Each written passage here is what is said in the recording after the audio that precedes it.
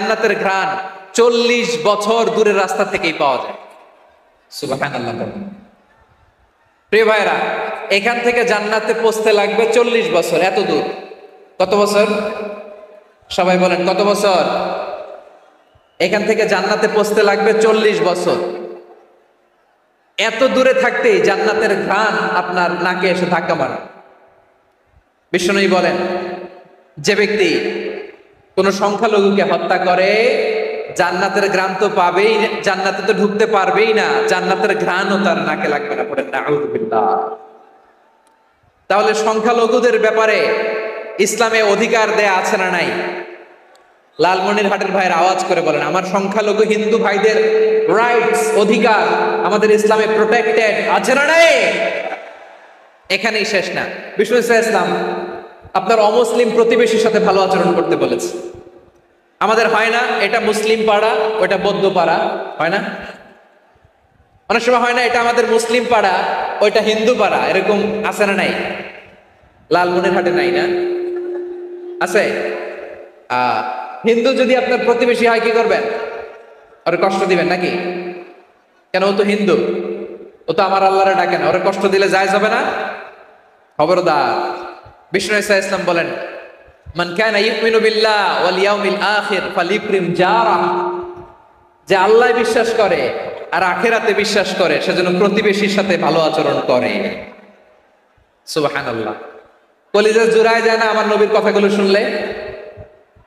যে আল্লাহ বিশ্বাস করে, যে আখিরাতে বিশ্বাস করে সেজন্য প্রতিবেশীর সাথে ভালো আচরণ করে। এখানে বলছে মুসলিম প্রতিবেশী, বলছে নামাজি প্রতিবেশী, বলছে আল্লাহওয়ালা প্রতিবেশী, বলছে না। প্রতিবেশী আস্তিক হোক নাস্তিক হোক, প্রতিবেশী মুমিন হোক মুশরিক হোক, প্রতিবেশী হইলেই তার সাথে ভালো আচরণের দরকার আছে না নাই? আমার প্রিয় লালমনিরহাটের ভাইয়েরা, বিষ্ণু ইসলাম ওনার ইহুদি প্রতিবেশীদের দেখাশোনা করতেন। আওয়াজ না শোনা যাক, আমারও তো দেখা যায়, আমারও তো দেখা যায়। তাকায় থাকেন, তাকায় থাকলে সওয়াব হবে। কোরআনের কথা যেখান থেকে হয় এদিকে তাকায় থাকলেই বরকত। তাকায় থাকেন। জি জি, মাইক, আমি তার মাইক ঠিক করতে আসি না এদিকে, এই মাইক ঠিক করবো, ওই মাইক ঠিক করবো, ওদিকে পাইলট বলবে হুজুর চলে আসেন। জি বসুন, বসুন, মাশাআল্লাহ। হ্যাঁ, খুব শান্ত, ঠিক আছে। পুলিশ ভাইরা না খেয়ে দিনরাত আপনারা যাতে সুশৃঙ্খল একটা প্রোগ্রাম উপহার পান এটাই চেষ্টা করতেছে, আপনাদেরকে কষ্ট দিতে আসে নাই, একটু একটু সহযোগিতা করেন। জি মাশাআল্লাহ, হ্যাঁ ঠিক আছে। আমার প্রিয় ভাইরা, প্রতিবেশী আস্তিক হোক নাস্তিক হোক, মুসলিম হোক হিন্দু হোক, তার সাথে ভালো আচরণ করতেন।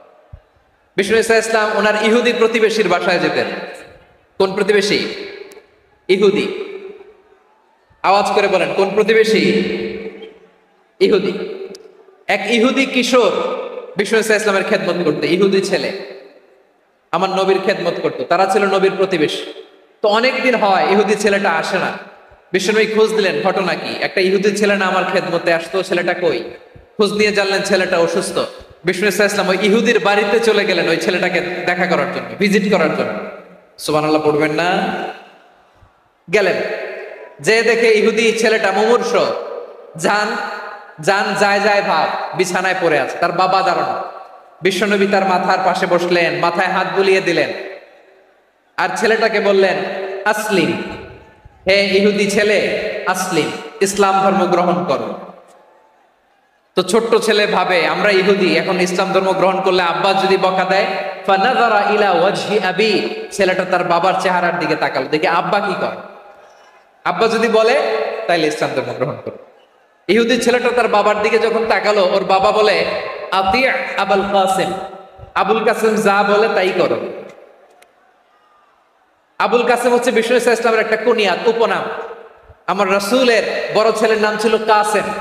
যেমন দেখবেন আমাদের এলাকায় কারো ছেলের বড় ছেলের নাম যদি হয় আব্দুল্লাহ, এরা আব্দুল্লাহর বাপ বলে ডাকে। কারো বড় মেয়ের নাম যদি হয় ফাতেমা, এরা কি ডাকে? ফাতেমার বাপ বলে না? তো বিষ্ণু ইসলামের বড় ছেলের নাম ছিল কাসেম। ইহুদি বাবা বলল আতি আবুল কাসেম, আবুল কাসেম যা বলে তাই শোনো, মানে মোহাম্মদ যা বলে তাই শোনো। এই কথা শুনে ছেলে সাহস পাইছে, ছেলে আবার পড়তে আরম্ভ করলো আশহাদু আল্লাহ ইলাহা ইল্লাল্লাহ ওয়া আশহাদু আন্না মুহাম্মাদার রাসূলুল্লাহ পড়েন আল্লাহু আকবার। বিশ্বনবীর আহ্বান শুনে ওই আহ্বানে সাড়া দিয়ে ইহুদি ছেলে শাহাদা পড়ে মুসলমান হয়ে গেল। তার হৃদয়টারে ঈমানের নূর দিয়ে আলোকিত করে দিল কে? প্রিয় ভাইরা, এবার রাসূল সাল্লাল্লাহু আলাইহি ওয়াসাল্লাম বের হয়ে আসলেন ঘর থেকে আর বললেন, আলহামদুলিল্লাহিল্লাযী আনকাযাহু মিনান নার। প্রশংসা সে আল্লাহর, যে আল্লাহ জাহান্নামে চলে যাচ্ছিল প্রায় এমন একটা লোককে মুহূর্তের মধ্যে কালেমায়ে শাহাদাতের বদৌলতে জান্নাতি বানায় দিলেন। আওয়াজ করে পড়েন সুবহানাল্লাহ। এই হাদিস থেকে আমরা কি শিখলাম? What is the moral of the story? এক নম্বর স্টোরি হলো, প্রতিবেশী ইহুদি হোক হিন্দু হোক, যাবেন, সুসম্পর্ক রাখবেন, উপহার দিবেন, বিপদে পাশে দাঁড়াবেন। তাইলেই তো আপনাদের প্রতি, মুসলমানদের প্রতি তারা আকৃষ্ট হবে, ঠিক কিনা বলেন? আপনি যদি হিন্দুদের সাথে বৌদ্ধদের সাথে নাই মিশেন, নাস্তিকের কাছে নাই যান, তো ইসলামের সৌন্দর্যটা ওরা বুঝবে কেমনে? আমার অনেক হিন্দু পরিচিত ভাই আছে, ওরা আমাদের ইফতারির প্রোগ্রামে এসে একসাথে ইফতারি করে। অনেক মদখোর আমার সাথে বসে একসাথে ডিনার করে, হাফ প্যান্ট পরা, গলায় স্বর্ণের চেইন, হাতে স্বর্ণের ব্রেসলেট, আইসা আমার সাথে ডিনার করছে, আছে এরকম। গাঁজাখোর, আমি বলে আসো, welcome welcome to my dinner, আসো বসো। বসলেই তো আমি ওর ডিএনএ, চিন্তার ডিএনএ চেঞ্জ করে দেওয়ার সুযোগ পাবো। চিল্লায় বলো ঠিক কিনা? আসতে হবে আমার কাছে। Our door is open. The door of Islam is open 24/7. সব সময় আমাদের ইসলামের দরজা আমার অমুসলিম ভাইদের জন্য খোলা আছে না নেই? এই হাদিস থেকে দুইটা শিক্ষা। এক নম্বর শিক্ষা, প্রতিবেশী মুসলিম হোক অমুসলিম হোক, যান, অসুস্থ হইলে একটু আপেল নিয়ে যান, আঙ্গুর নিয়ে যান, কমলা নিয়ে যান, তাদের সাথে ভালো আচরণ করেন। ইসলামের বিউটি দেখে, সৌন্দর্য দেখে অবাক হবে, নসিব ভালো হলে কোনোদিন কালিমা পড়ে মুসলমান হয়ে যাবে, ঠিক কিনা বলেন? তাহলে অমুসলিমের সাথে ভালো সম্পর্ক। বিশ্বনবী ইহুদির বাড়িতে গেলেন, ইহুদির বাড়ি, আর আমার মুসলমান ভাই আমার কাফের বলে, এরকম আছে না নাই? মুসলিম মুসলিমরা দেখতে পারে না, সহ্য করতে পারে। বিশ্বনবী সাল্লাল্লাহু আলাইহি ওয়াসাল্লাম ইহুদির বাড়িতে গেলেন, এটা একটা শিক্ষা। আরেকটা শিক্ষা হলো, ভাইরা ধাক্কা মেরে এসে সামনে এসে কি লাভ? প্রোগ্রাম তো শেষ হচ্ছে, এখনই শেষ হচ্ছে তো। এই যে আমাদের বকশি ভাই ওয়াদা নিল, হাত তোলালো, মিম বলে এত কথা বললো, তো আমি জেলায় জেলায় যে খালি হাত নাড়াই তোমাদের জন্য নাকি? হ্যাঁ, হাত নাড়াই শুধু। এই ধাক্কাইতে ধাক্কাইতে এদিকে এসে হাত নাড়াইতেছে, হয়েছে তো, দেখলাম তো, ঠিক আছে, মাশাআল্লাহ, অনেক সুশৃঙ্খল, অন্যান্য যে কোনো জেলার চেয়ে অনেক সুশৃঙ্খল। আমার দিকে তাকাও, আমার দিকে তাকাও, ঠিক আছে। এই যে দাঁড়িয়ে আছে একটা ছেলে নড়ে না, দেখছেন? মাশাআল্লাহ মাশাআল্লাহ মাশাআল্লাহ। হ্যাঁ, এইভাবেই। আর কয়েকটা মজাদার কথা আছে, শোনো। এই হাদিস থেকে আমাদের শিক্ষা হলো, আমার প্রতিবেশী যেই ধর্মের হোক আমি সম্পর্ক রাখবো। অসুস্থ হলে যাব, কি বলেন ভাইরা? যাবেন না? যাবেন না আপনারা? আচ্ছা, 2 নম্বর শিক্ষা হলো, বিষ্ণু ঈসা ইসলামের খাদেম ছিল ইহুদি, এতদিন খেদমত করলো, একদিনও বিশ্বনবী ওরা কালিমার দাওয়াত দেয় নাই। কারণ কি? বিশ্বনবী একটা ভালো সময়ের অপেক্ষা করতেছিলেন, প্রপার টাইমিং। দাঈর কাজ হচ্ছে দাঈ ইলাল্লাহ, সে হচ্ছে সুযোগ সন্ধানী। দাঈ সুযোগ খোঁজে, কখন দাওয়াত দিলে ব্যাটে বলে হবে, ঝোপ বুঝে কোপ মারে, ঠিক কিনা বলেন? বিষ্ণু ঈসা ইসলাম ভালো সময়ের অপেক্ষা করতেছিলেন, দেখি ভালো সময় আসুক আসুক আসুক আসুক। আস্তে আস্তে এমন সময় আসছে, ছেলে এবার মুমূর্ষ। অসুস্থ ব্যক্তির হৃদয় অত্যন্ত নরম থাকে। হসপিটালে যখন কেউ যায় তার হৃদয়টা বড্ড নরম থাকে, মৃত্যুর ভয়ে তার অন্তরটা নরম থাকে, ঠিক কিনা বলেন? এই প্রপার টাইমিং এর অপেক্ষা করতেছিলেন। যখনই টাইমিং পেয়েছেন, দাওয়াত দিলেন, পড়ো লা ইলাহা ইল্লাল্লাহ, সুবহানাল্লাহ পড়েন সবাই। তাহলে ইসলাম অমুসলিম প্রতিবেশীর সাথে ভালো আচরণ করতে বলে। ইসলাম অমুসলিম মাতা পিতার সাথেও ভালো আচরণ করতে বলে। মাতা পিতা যদি অমুসলিম হয়, তারা ফেলে দিতে পারবেন? পারবেন? পারবেন? আমার লালমনিরহাটের ভাইয়েরা, অনেক হিন্দু ছেলে আমাদের হাতে শাহাদা পড়ে মুসলিম হয়, কিন্তু ওর মা মুসলমান হয় নাই, বাবাও হয় নাই, এরকম আছে না নাই? তো ও হয়েছে মুসলিম, মা বাপ হিন্দু, এখন মা বাপ কি বাদ? হ্যাঁ, মা বাপ বাদ দেয়া যাবে? যেই মা আপনার 9 মাস 8 মাস পেটে ধারণ করলো, আপনার মায়ের নার ছেঁড়া ধন, আপনি ওই মারে বাদ দিতে পারবেন? যে মায়ের বুকের তাজা দুধ খেয়ে আপনি আজকে বাড়ন্ত তাজা তরতাজা, ওই মারে বাদ দেয়া যাবে? ঠিক কিনা? মাকে তো বাদ দেওয়া যায় না।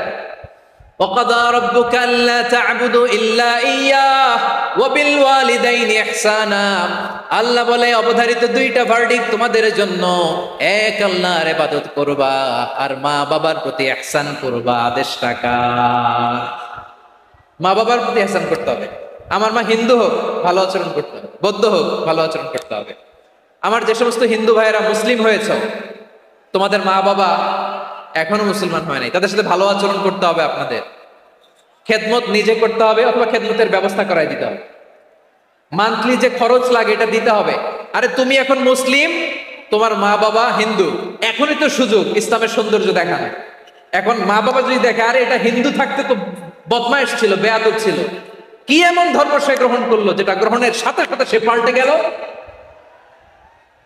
কি এমন ধর্ম সে গ্রহণ করেছে যেটা তার জীবনকে আলোকিত করে দিয়েছে? নসিব ভালো হলে তারাও কালিমা পড়ে মুসলমান হয়ে যাবে। বিষ্ণু ইসলামের স্ত্রীর নাম ছিল আয়েশা রাদিয়াল্লাহু তাআলা আনহা, আবু বকর রাদিয়াল্লাহু তাআলা আনহুর মেয়ে। আবু বকর রাদিয়াল্লাহু তাআলা আনহুর আরেক মেয়ের নাম হচ্ছে আসমা। কি নাম? দুজনই আবু বকর রাদিয়াল্লাহু তাআলা আনহুর মেয়ে, আসমা আর আয়েশা। নাম দুইটা কেমন লাগে? আসমা নামটা কেমন লাগে? আয়েশা নামটা কেমন লাগে? সবার ভালো লাগে নাই? নাম দুটো আপনাদের ভালো লাগে? লালমনিরহাটে অনাগত যদি কন্যা সন্তান হয়, যদি মনে চায় আসমা রেখে দিতে পারবেন, যদি মনে চায় আয়েশা রেখে দিয়েন। দেশে বিদেশে এয়ারপোর্টে রাস্তা ঘাটে শুধু বলে হুজুর একটা নাম দেন, আমার ছেলের একটা নাম দেন, মেয়ের একটা নাম দেন। তো আমার মনে আছে যশোরের আবদিনের মাহফিলে আমি একটা দুইটা নাম দিয়েছিলাম। আজকে লালমনিরহাটের এই প্রোগ্রামে কন্যা সন্তান যদি হয় দুটা নাম দিলাম, আসমা কিংবা আয়েশা। ইনশাআল্লাহ পড়েন। দুজন বোন, এক মায়ের নাম, বাবা এক মা দুজন। আয়েশা রাদিয়াল্লাহু তাআলা আনহার মায়ের নাম উম্মে রুমান, আর আসমা রাদিয়াল্লাহু তাআলা আনহার মায়ের নাম কুতাইলা বিনতে আব্দুল উজ্জা। আবু বকর রাদিয়াল্লাহু তাআলা আনহু 4টা বিয়ে করেছিলেন। তো একই ঘটনা ঘটেছে এই ফ্যামিলিতে। আসমা ইসলাম ধর্ম গ্রহণ করে মুসলিমা, কিন্তু তার মা কুতাইলা মুশরিকা। আই রিপিট, বোঝার জন্য আমি আবারও বলি, আসমা রাদিয়াল্লাহু তাআলা আনহা মুসলিমা, আর আসমার মা কুতাইলা, আওয়াজ করে বুঝে থাকলে বলেন, আসমার মা মুশরিকা। তার মানে মেয়ে মুসলিম, মা অমুসলিম। ভেজাল আছে না নাই? কিন্তু কুতাইলা আর ধৈর্য ধারণ করতে পারে না। নার ছেড়া ধন, কলিজার টুকরা ধন, কলিজার টুকরা সন্তান। আসমারে দেখতে বড্ড মন চায়। সাইয়েদানা আসমা রাদিয়াল্লাহু তাআলা আনহা মক্কা থেকে হিজরত করে মদিনায় চলে গেলেন। হুদাইবিয়ার পর যখন মক্কা মদিনার ট্রাফিক স্বাভাবিক হলো, মক্কার লোক মদিনায় যায়, মদিনার লোক মক্কায় আসে। কুতাইলা কলিজার টুকরা সন্তান আসমারে দেখার জন্য কিছু উপহার নিয়ে বিশাল মরু পথ পাড়ি দিয়ে মক্কা থেকে মদিনায় যায়। সুবহানাল্লাহ বলেন। এখন মা আসছে মেয়ের সাথে দেখা করতে, মেয়ে তো আর দেখা দেয় না। মেয়ে ভাবছে আমার মা তো মুশরিকা, অপবিত্রা, তার সাথে কি দেখা দেয়া যাবে? বিশ্ব নবীর দরবারে চলে গেলেন। সুবহানাল্লাহ বলেন। কি সৌভাগ্যবান ছিল তারা, মাসলা জানার দরকার হলেই নবীর দরবারে চলে যেত। ঘরে বউয়ের সাথে ঝগড়া হলে নবীর দরবারে চলে যেত। অনেক সাহাবী বলে আমার পেটে ক্ষুধা লাগলো আমি নবীর কাছে চলে যেতাম, কারণ নবীর চেহারার দিকে তাকালেই আমার পেটের ক্ষুধা মিটে যেত। সাইয়েদানা আসমা রাদিয়াল্লাহু তাআলা আনহা বিশ্ব নবীর কাছে চলে গেলেন, যে বললেন ইয়া রাসূলুল্লাহ ইয়া হাবিবাল্লাহ ইন্না উম্মি কাদিমাতুন ইলাইয়া ওয়া হিয়া রাগিবা।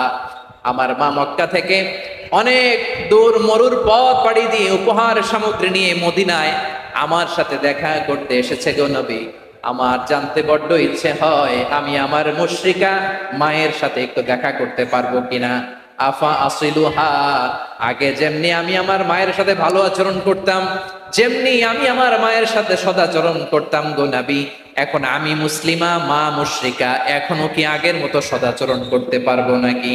বিশ্বনবী বললেন নাম সিলিহা, হ্যাঁ রে আসমা, অবশ্যই অবশ্যই, আগে ঠিক যেমন তুমি তোমার মায়ের সাথে ভালো আচরণ করতে, এখনো তেমনি আগের মতো ভালো আচরণ করবা।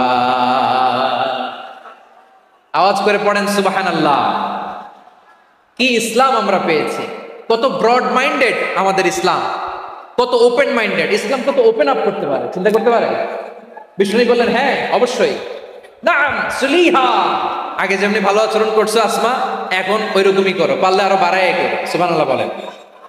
তাহলে আমার যে হিন্দু ভাইয়েরা, হিন্দু বোনেরা, ইমানের বদৌলতে দৌলতে আপনি ধন্য হয়েছেন, আপনার আম্মা আব্বা এখনো মুসলমান হয় নাই, তাদের জন্য দোয়া করেন, তাদের জন্য দোয়া করেন, আল্লাহ যেন তাদেরকেও ইমানের দৌলত দান করে। আমরা সবাই পড়ি আমিন। হ্যাঁ, মদের বোতল দিলে পারবেন। আপনার বন্ধু যদি আপনার পর্ক দেয়, পর্ক, শুকরের গোশত মিশ্রিত কোনো খাবার, ওটা নিতে পারবেন? হালাল যে কোনো জিনিস নিতে পারবেন। বিশ্বনবী সাল্লাল্লাহু আলাইহি ওয়াসাল্লাম অমুসলিমদের দেয়া হাদিয়া গ্রহণ করতেন। কেমন নবী ছিলেন, আমার নবীরে চিনে নেন, আমার নবীর অ্যাটিটিউড জেনে নেন। বিশ্বনবী সাল্লাল্লাহু আলাইহি ওয়াসাল্লাম যখন কোনো জনপদে যেতেন, তিনটা অপশন নিয়ে যেতেন। প্রিয় ভাইয়ের আওয়াজ করে বলতে হবে, কোন জনপদে গেলে আমার নবীর অপশন থাকতো কয়টা? আমার মতো 3 আঙ্গুল উঁচু করে দেখান আর বলুন, আমার নবী কোন জনপদে গেলে কয়টা অপশন নিয়ে যেতেন? 1 নাম্বার অপশন আসলিম তাসলাম। নতুন এলাকায় গেলে বলতেন আসলিম তাসলাম, ইসলাম ধর্ম গ্রহণ করো, শান্তিতে থাকবা, আমার ভাই হয়ে যাবে, আমরা ভাই ভাই, ইসলাম মানো, আমরা ভাই ভাই। অপশন নাম্বার কত? 1। যদি বলে না ইসলাম মানবা না, ওকে, অপশন নাম্বার 2, মুসলিম হওয়ার দরকার নাই, লা ইকরাহা ফিদ্দিন, ইসলামে কোনো বাড়াবাড়ি নাই, খ্রিস্টান আছো থাকো, বৌদ্ধ আছো থাকো, ইহুদি থাকতে চাও থাকো, কিন্তু আমরা যেহেতু রিজিওনাল সুপার পাওয়ার, আমাদের আন্ডারে থাকো, ট্যাক্স দিয়া থাকো, এটার বলে জিজিয়া। আলেম যারা আছেন বুঝবেন, এটার আরবিতে কি বলে? জিজিয়া। You pay us the tax, we will give you the security. তোমরা ট্যাক্স দিবা, আমরা সিকিউরিটি দিব, আমাদের আওতায় থাকবা, কেউ তোমাদেরকে আক্রমণ করতে পারবে না, আমরা নিরাপত্তা দিব। সুবহানাল্লাহ বলেন। এটা অপশন নাম্বার কত? আচ্ছা, বুঝে থাকলে বলেন 1 নাম্বার অপশন কি ছিল? ইসলাম। ইসলাম মানো, শান্তিতে থাকবা, ভাই ভাই, আমরা ভাই ভাই। অপশন নাম্বার 2, ট্যাক্স দাও, আমরা নিরাপত্তা দিব, মুসলিম হওয়া লাগবে না। এখন 1 নাম্বারও মানে না, 2 নাম্বারও মানে না, মুসলিম হবো না, ভালো, খ্রিস্টান থাকো, ট্যাক্স দাও, আমরা সিকিউরিটি দিব না, এটাও মানি না। বিষ্ণু বলেন তাহলে তলোয়ার আমাদের আর তোমাদের মাঝে ফয়সালা করবে, মুসলিমও হবে না, ট্যাক্স দিবা, নিরাপত্তা দিব, আমরা সুপার পাওয়ার, আমাদের আন্ডারে থাকবে, এটাও না। তাহলে তোমাদেরকে তো আমরা বিশ্বাস করতে পারি না, কখন না কখন বিশ্বাসঘাতকতা করো, কার সাথে মিলে হাত মিলাও, তলোয়ার আমাদের মাঝে ফয়সালা করবে। তখন তিনি জেহাদের সশস্ত্র সংগ্রামের ঘোষণা দিতেন। সুবহানাল্লাহ পড়ে। দেখেন, পশ্চিমারা জেহাদকে এইভাবে চিত্রায়িত করে না, ওরা জেহাদ বলতে বুঝায় তলোয়ার, হাত কাটো, গলা কাটো, না, জেহাদ সশস্ত্র সংগ্রাম 3 নম্বরে। অধিকাংশ ক্ষেত্রেই বিশ্বনবীর সুন্দর আচরণ দেখে, আরে আমার নবীর যে নুরানি চেহারা, অনেকে তো কেবল সিরেফ চেহারাটা দেখেই কালিমা পড়ে মুসলমান হয়ে গিয়েছে। যারা মুসলিম হয় নাই, তারা তাদের ইসলামেই বলবৎ ছিল, ট্যাক্স দিয়ে ইসলামের আন্ডারে ছিল। যারা এটাও মানে নাই, ওইটাও মানে নাই, তাদের বিরুদ্ধে জেহাদ। বিষ্ণু ইসলাম 7ম হিজরিতে যখন খায়বার বিজয়ের পরে ইসলাম রিজিওনাল সুপার পাওয়ার হিসেবে আত্মপ্রকাশ করলো, বিশ্বনবী চিঠি লিখলেন অন্যান্য সুপার পাওয়ারের কাছে, রাষ্ট্রীয় চিঠি লেখে এক রাষ্ট্রপ্রধান আরেক রাষ্ট্রপ্রধানের কাছে, ঠিক কিনা বলেন? জানেন না আপনারা? এই যে 24-এর ছাত্র নাগরিক অভ্যুত্থানে, এই অভ্যুত্থান যখন শুরু হয়, আমি তখন সাউথ আফ্রিকাতে, একটা স্ট্যাটাস দিয়েছিলাম, কোটা না হয় গোটা দেশ সংস্কার করা লাগবে। শুধু বাংলাদেশ নয়, সারা বিশ্বের বাংলা ভাষাভাষী লোকেরা এই আন্দোলনের সাথে সমর্থন তারা করেছে, এটাকে সাপোর্ট করেছে, তারা সমর্থন দিয়েছে। আমাদের ইউনাইটেড আরব আমিরাতের বাংলাদেশি ভাইয়েরা, তারা সেখানে রাস্তায় নেমে এসেছিল, জানেন? ওইখানে ডেমনস্ট্রেশন করা যায় না, সেখানকার সরকার তাদেরকে যাবজ্জীবন দিয়েছিল। তখন আমাদের এই যে প্রধান উপদেষ্টা ডক্টর মোহাম্মদ ইউনূস সরাসরি G2G বলে, এটা G2G, government to government, G2G, উনি চিঠি লিখলেন যে তাদেরকে, ইউর হাইনেস, হে সম্মানিত আমির, আপনি আমার এই চিঠির কারণে আমার সম্মানে এই 53 জন বাংলাদেশিকে মাফ করে দেন। এই চিঠির বদৌলতে বেকসুর খালাস পেয়ে গিয়েছিল আমাদের ভাইরা। জানেন না এই ঘটনা আপনারা? তাহলে গভর্নমেন্ট টু গভর্নমেন্ট চিঠি দেওয়া হয়। সপ্তম হিজরিতে বিষ্ণু ইসলাম সব সুপার পাওয়ারের কাছে চিঠি দিলেন, রোমান সম্রাটের কাছে, পারস্য অধিপতির কাছে, মিশরের অধিপতির কাছে, সবার কাছে চিঠি লিখলেন। চিঠির ভাষা ছিল এরকম, মিন মুহাম্মাদিন রাসূলিল্লাহ ইলা মুকাওকিস আযীমিল কিবত, মুহাম্মদ রাসূলুল্লাহর পক্ষ থেকে মিশরের বাদশার কাছে, আসলিম তাসলাম, ইসলাম মানো শান্তিতে থাকবা, সালামুন আলা মান ইত্তাবাআল হুদা, শান্তি তার জন্য যে হেদায়েতের অনুসরণ করে। সুবহানাল্লাহ পড়েন। তো এই চিঠি অনেকে ভালোভাবে রিসিভ করেছে। অনেকে এই চিঠি পাওয়ার পরে নবীর কাছে আবার ইন রিটার্ন উপহার পাঠিয়েছে। কি পাঠিয়েছে? উপহার। মিশরের বাদশা মুকাওকিস তিনি বিশ্বনবীকে বিশাল এক উপহারের ডালি পাঠিয়েছেন। মিশরের বাদশা মুকাওকিস ছিলেন ধর্মে খ্রিস্টান। লালমনিরহাটের ভাইয়েরা আওয়াজ করে বলেন, মিশরের বাদশা ধর্মে কি ছিল? খ্রিস্টান। কি উপহার দিয়েছিল আমার নবীকে? শুনতে মনে চায়?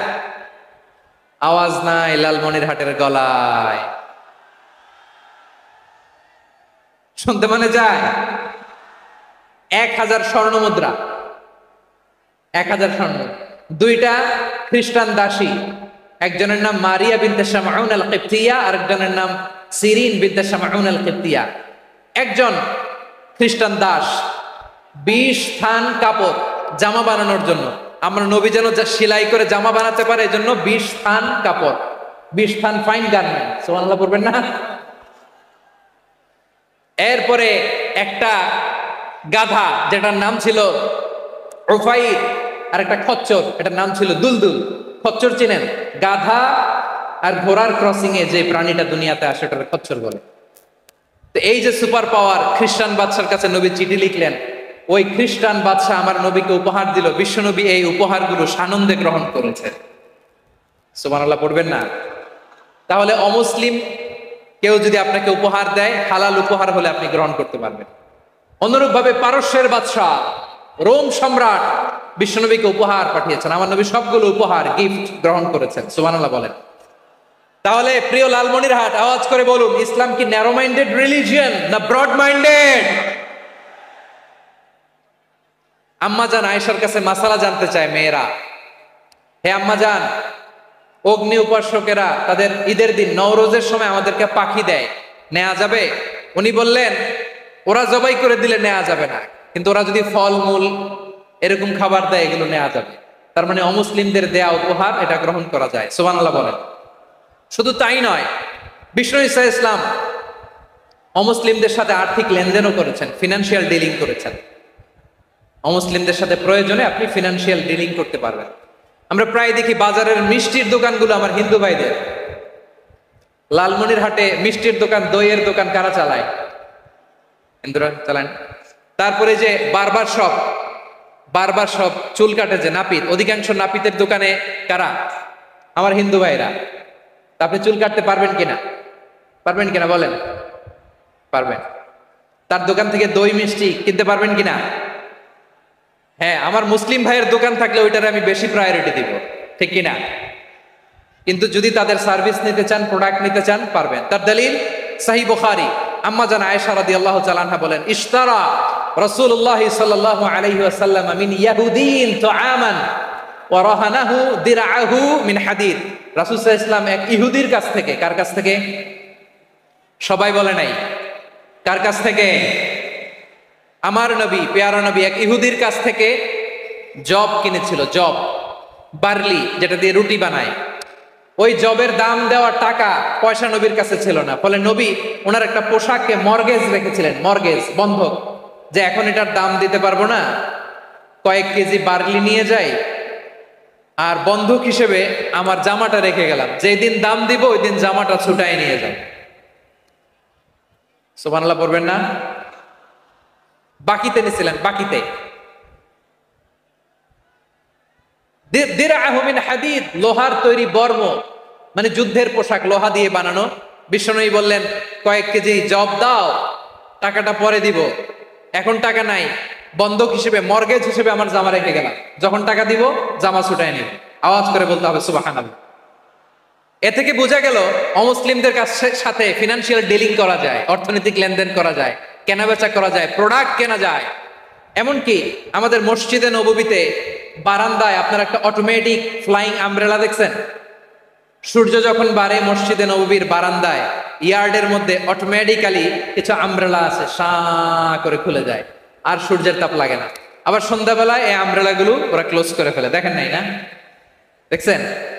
এই মসজিদে নববীকে সর্বোচ্চ উন্নত মানের কনস্ট্রাকশন ইনফ্রাস্ট্রাকচার ডেভেলপ করার জন্য কর্তৃপক্ষ কিছু অমুসলিম ইঞ্জিনিয়ারের, ডিজাইনারের সহায়তা নিয়েছিল। সুবহানাল্লাহ বলেন। কোন দলিলের ভিত্তিতে? এই দলিলের ভিত্তিতে যে বিষ্ণু ঈসা ইসলাম অমুসলিমদের সাথেও লেনদেন করেছেন। আওয়াজ করে বলতে হবে আল্লাহু আকবার। শুধু তাই নয়, ইন কেস অফ ইমার্জেন্সি, প্রয়োজনে ইসলামের খাতিরে, ইসলামকে সামনের দিকে এগিয়ে নিয়ে যাওয়ার জন্য অমুসলিমদের সাপোর্ট নেওয়া জায়েজ আছে। সুবহানাল্লাহ বলেন। অমুসলিমদের সাপোর্ট নেয়া, তাদের থেকে অর্থ নেয়া, পলিটিক্যাল সাপোর্ট, পলিটিক্যাল অ্যাসাইলাম নেওয়া জায়েজ আছে। আমাদের অনেক বিশ্ববরেণ্য দায়ীরা আমেরিকায় অস্থায়ীভাবে অ্যাসাইলাম নিয়ে থাকে, নিজের দেশে গেলে ফাঁসিতে ঝুলাই দিবে। যুগ যুগ ধরে দায়ীদের উপরে এরকম অত্যাচার আর নির্যাতন আছে না নাই? মিশরের অনেক দায়ীরা পাশ্চাত্যে যেয়ে থাকে। এই যে তারা পলিটিক্যাল অ্যাসাইলাম নিয়ে থাকে, রাজনৈতিক আশ্রয়ে, এটা জায়েজ আছে না? এটা যে জায়েজ আছে তার প্রমাণ স্বয়ং বিশ্বনবী সাল্লাল্লাহু আলাইহি ওয়াসাল্লাম পলিটিক্যাল সাপোর্ট নিয়েছিলেন অমুসলিমদের কাছ থেকে। সুবহানাল্লাহ বলেন। খুব মজাদার একটা ঘটনা শুনবেন। আপনাদের আগ্রহ দেখে তো মনে হয় না শোনার ইচ্ছা আছে। আছে আছে, গলায় জোর আছে। লিল্লাহি তাকবীর, লিল্লাহি তাকবীর, নারে তাকবীর। মাশাআল্লাহ।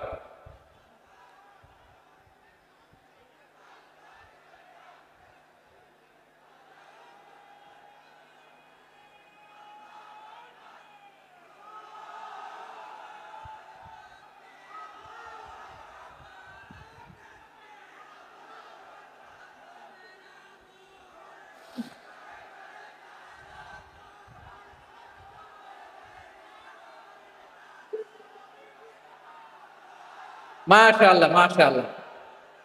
থামুন থামুন আমার ভাইয়েরা। বিশ্বনবীর বয়স তখন প্রায় 51 বছর। কত বছর?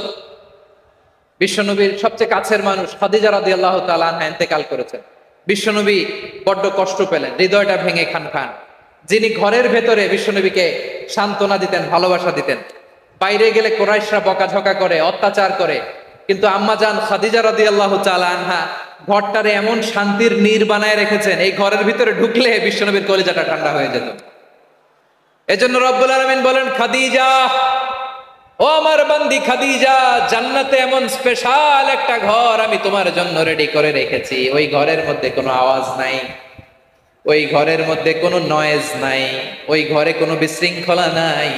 কারণ মক্কার জমিনে আমার নবী কুরাইশদের বিশৃঙ্খলা, নয়েজ আর ঝামেলাগুলোকে উপেক্ষা করে যখন তোমার ঘরের ভিতরে ঢুকতো, ঘরটারে তুমি শান্তির নীড়, ঠান্ডা, নীরব, নিস্তব্ধ, নিঝুম আর শান্তির নীড় বানিয়ে রেখেছো।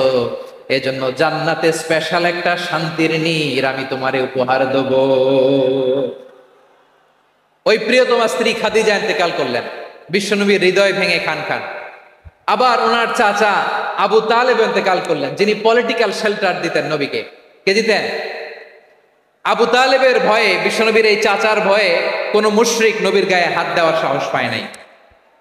এখন স্ত্রীও নাই, চাচাও নাই, নবীকে আশ্রয় দেওয়ার কেউ নাই। নবীর চারদিকে অন্ধকার।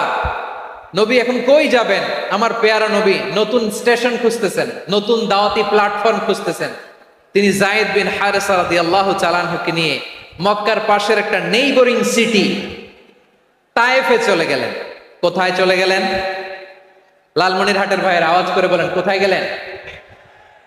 তায়েফে চলে গেলেন দিনের দাওয়াত দেওয়ার জন্য। কি দেওয়ার জন্য? নাকি জমি কিনতে গেছিলেন? জমি কিনতে, দুনিয়ার যশ খ্যাতির জন্য, নিজের কোনো লাভের জন্য?